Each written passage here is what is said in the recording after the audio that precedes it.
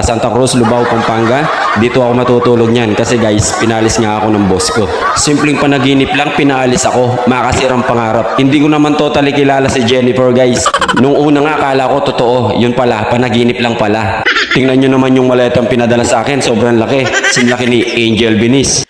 Talaga yatang hindi na ako pababalikin dun guys. Sa totoo lang, ayaw ko naman talagang umalis kasi di ko naman kayang iwan yung boss ko. Alam naman niya na love ko siya. Sobrang laki ng maleta ko, tapos yung brief ko, 2.